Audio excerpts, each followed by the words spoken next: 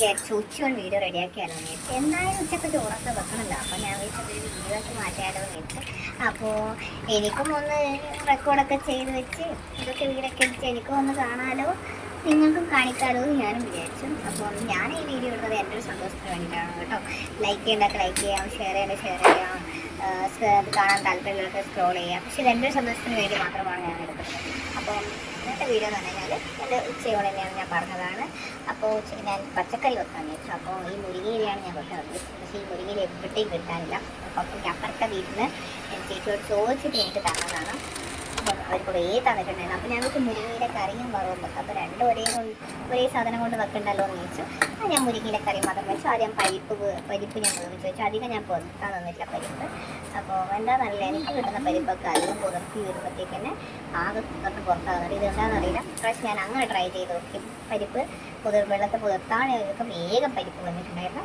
അങ്ങനെ എൻ്റെ മുരിങ്ങക്കറിയൊക്കെ ആയി. പിന്നെ അത് താളിക്കണം. സാധാരണ മുരിങ്ങക്കറി വെക്കുന്ന പോലെ തന്നെയാണ് ഞാൻ വെച്ചിട്ടുള്ളത്. താളിച്ചതിന് നല്ല ടേസ്റ്റാണ്. താളിച്ചൊരു അരമണിക്കൂർ കഴിഞ്ഞ് എടുത്താൽ കറി നല്ല ടേസ്റ്റ് ഉണ്ടാവും. സാധാരണ നമ്മൾ കടുകും കായ്മുളകും കരിവേപ്പില ഉരുവി ഇട്ടിട്ടാണ് താളിക്കുക. അപ്പോൾ നിങ്ങളുടെ നാട്ടിൽ എങ്ങനെയാണ് താളിക്കുക എന്ന് എനിക്ക് അറിഞ്ഞുകൂടാ. നമ്മുടെ അടുത്ത് എങ്ങനെയാണ് താളിക്കുന്നത്. അപ്പോൾ ഓരോ സ്ഥലത്തും ഓരോ തരത്തിലാണെന്ന് പറയുന്നത് കേട്ടാണ് താളിക്കുന്നത്. ചില ആൾക്കാർ അതിൽ കുറച്ച് മഞ്ഞൾ മുളകൊക്കെ ഇട്ട് താളിക്കുന്ന പറയാൻ വെക്കാം.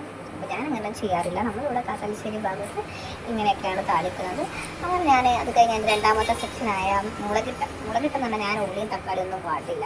അത് ഞാൻ ചെയ്തിന് കള്ളിഷാപ്പിൽ വെക്കുന്ന പോലെ തന്നെയാണ് ഞാൻ മുളകിട്ട വെക്കാറ്. കള്ളിഷാപ്പിൽ എങ്ങനെയാണോ മുളകിട്ട് വെക്കുന്നത് അതുപോലെ തന്നെയാണ് ഞാൻ വെക്കുന്നത്. അപ്പോൾ എങ്ങനെയാണ് വെക്കുന്നതെന്ന് വെച്ചാൽ നമ്മൾ ഒന്നുമില്ല, ഉള്ളിയും പച്ചമുളകും വെളുത്തുള്ളി ഇഞ്ചിയും ചെറിയ ഉള്ളി ഇട്ടിട്ട് പുളിവെള്ളം ഒഴിച്ചിട്ട് നല്ലോണം വേവിക്കാം. നല്ലോണം വേവിക്കാം. തക്കാളി നല്ലോണം അരിഞ്ഞ് വരണം. എല്ലാം നമ്മളിപ്പോൾ ഇട്ട സാധനങ്ങൾ എന്തൊക്കെയാണ് അതൊക്കെ അരിഞ്ഞ് വരണം. അങ്ങനെയാണ് ഞാൻ ചെയ്യുന്നത്. അങ്ങനെ അതിൻ്റെ ഇടയിൽ ഞാൻ ചോറായിട്ടില്ല. ഞാൻ ഇലക്ഷൻ കുക്കറിലാണ് വെക്കുന്നത്. കുറേ ഞാൻ തിളപ്പിച്ചതിന് ശേഷമാണ് മൂടി വെക്കാൻ ഞാൻ ചെയ്യുന്നത്. വേഗം ആവും ചോറ്. അപ്പോൾ നമുക്ക് കറണ്ട് ലാഭിക്കാം. ഗ്യാസിൽ വെക്കണം. ഗ്യാസിൽ വെക്കുക. നല്ലോണം തിളച്ചതിന് ശേഷം മൂടി വെച്ചാൽ ബാക്കിയുള്ള പണികളായി വരുമ്പോഴത്തേക്ക് നമ്മുടെ ചോറ് അവിടെ റെഡി ആയിട്ടുണ്ടാവും.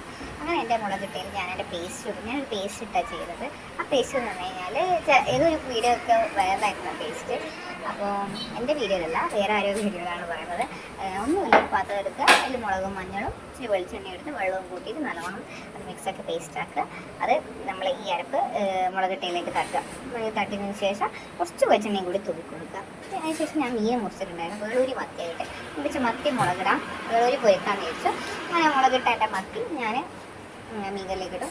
അപ്പം വേഗമാവും മത്തി. അപ്പം വേഗമാവുമല്ലോ മുളകിട്ട. അപ്പോൾ ഇത് ചെയ്തതിന് ശേഷം ഒരു 15 മിനിറ്റ് കഴിഞ്ഞിട്ട് എടുത്തു കഴിഞ്ഞാൽ ഭയങ്കര ടേസ്റ്റ് ആയിരിക്കും. അതിന് കുറച്ചും കൂടി ഞാൻ വെളിച്ചെണ്ണ തൂക്കിയിട്ട് ഒന്ന് ഇളക്കി കൊടുത്ത് ചട്ടി സ്പൂൺ കൊണ്ട് ഇളക്കാൻ പാടില്ല നമ്മൾ മീനിട്ട് കഴിഞ്ഞാൽ. പക്ഷേ ചട്ടി നമ്മൾ ചൂടുണ്ടാവില്ല. അപ്പോൾ ഞാൻ വെളിച്ചെണ്ണ സ്പൂൺ കൊണ്ട് ഇളക്കാൻ വെച്ച് കുറച്ച് ഇങ്ങനെ ജസ്റ്റ് ഒന്ന് ആ കറിയൊന്ന് ആ മീനിൻ്റെ മേലെ ആക്കി കൊടുത്തു. അതിനുശേഷം ഞാൻ നല്ലോണം തിളക്കാനവിടെ വെച്ചു. ഞാൻ വേളൂരിയാണ് പൊരിക്കാൻ ഉദ്ദേശിച്ചത്. ഞാൻ വെളുത്തുള്ളിയും കരിവേപ്പില ഇട്ട് ഞാൻ പൊരിക്കാറുള്ളത്. പക്ഷെ ഇന്നങ്ങനെ പൊരിച്ചിട്ടില്ല. അപ്പം അങ്ങനെ ഞാൻ വേളൂരി എല്ലാം ഒരു 5-6 പീസ് ഉണ്ടായിരുന്നു.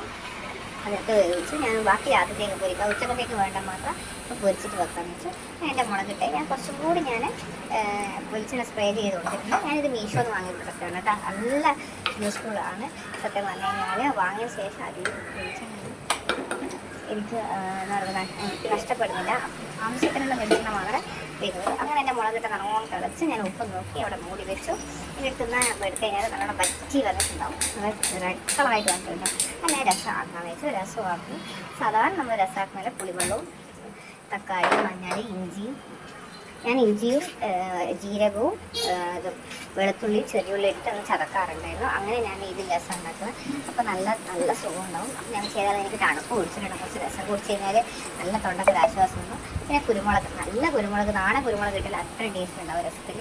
അപ്പം കുരുമുളകും ഒക്കെ ഇട്ട് ഉപ്പും ഇട്ട് മഞ്ഞളും ഇട്ടിട്ട് ഞാൻ എൻ്റെ രസമാക്കി. ഞാൻ അപ്പോഴത്തേക്ക് എൻ്റെ പൊരിച്ച് ഇപ്പത്തിനാവില്ല 3 ഭരണമുള്ളത് കൊണ്ട് വലിയ ഉപകാരമാണ്.